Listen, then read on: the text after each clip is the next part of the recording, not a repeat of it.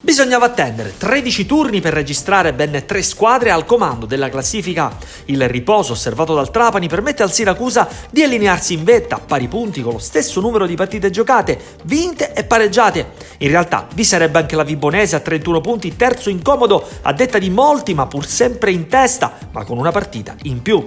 La nostra Goal Collection inizia con questa prima pillola statistica e con le 2 reti del Siracusa che al De Simone risolve nel secondo tempo la pratica città di Sant'Agata con le reti di Alma e Arcidiacono.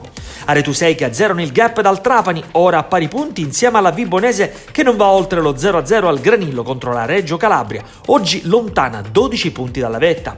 Lotta playoff serratissima, con il Licata che ha osservato il turno di riposo che precede Reggio Calabria e Real Casalnuovo. I campani chiudono sullo 0-0 la sfida contro la San Cataldese. Emozioni contrastanti nel derby siciliano tra Nuova Igea Virtus e Acragas. Nel piatto della bilancia la gioia dei giallorossi di contro le recriminazioni degli uomini di Marco Coppa, che non le manda a dire nel post gara per l'episodio che ha portato al gol vittoria di Longo.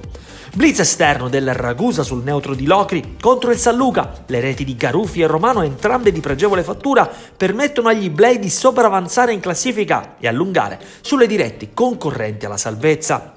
Quarta sconfitta consecutiva per il Canicattì che attraverso un momento non favorevole. Siciliani avanti con Sidibe e Abubakar, ribaltati dalla doppietta di Agustin Marsico. Festival del gol e dell'occasione perduta tra Acireale e Castrovillari, punto che serve realmente a poco sia per i Granata sia per i Lupi del Pollino, impelagati sul fondo della classifica. Finisce 3-3 con continui colpi di scena, calabresi avanti con Aceto, Acireale che ribalta con Montaperto dagli 11 metri e con l'autorete di Olivieri.